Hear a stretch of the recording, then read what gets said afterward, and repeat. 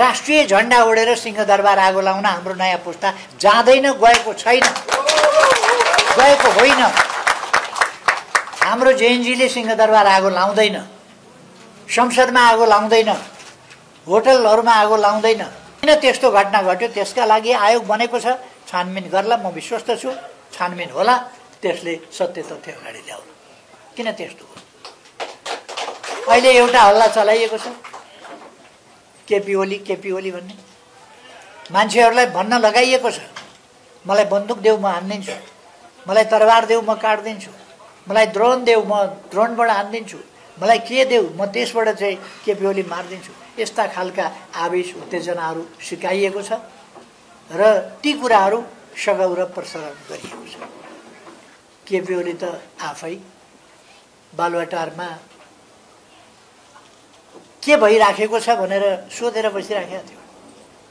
क्याजुअल्टी नहोस्, जीवधनको क्षति नहोस्, त्यही कामना गरेर त्यही कुरा भनेर बसिरहेको थियो।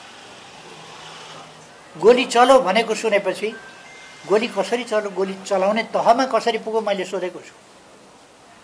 रबरको गोली मात्रै चल्या हो, अरू होइन, मैले जवाफ पाएँ।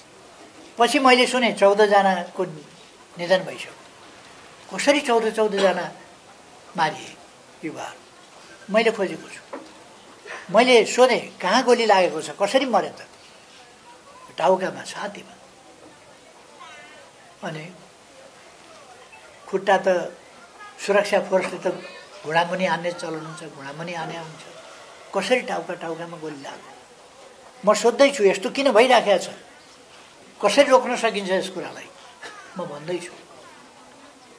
अनि म त्यो सदाशयताका साथ रक्तपात नहोस् देशमा, उल्कापात नहोस् देशमा, अप्रिय स्थिति नबनोस् देशमा भनेर म भनेको भनै गर्ने, सोचेको सोचै गर्ने। अनि जसले त्यो उपद्रव मचाउँछ तिनीहरूले केपी ओली दोषी भन्ने। त्यसै बेलुका मन्त्री परिषदको बैठक बसेर यो कसरी भयो यसको छानबिन गराउँछु, न्यायिक छानबिन गराउँछु, न्यायिक आयोग बनाएर छानबिन गराउँछु भनेको थिएँ। त्यति बेरै त आयोग बन्ने कुरा भएन। त्यति बेर त आयोगमा बस्ने मान्छेहरूसँग कुरा गर्नु पर्यो।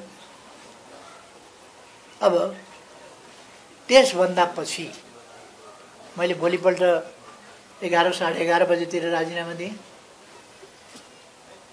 अघिल्ला दिनको दुर्घटना त भएकै थियो, भोलिपल्ट नहोस् भनेर मेरो धेरै प्रयास थियो। तर जब मेरो हातमा केही पनि रहेन भन्ने मैले थाहा पाएपछि मैले राजीनामा गरेँ।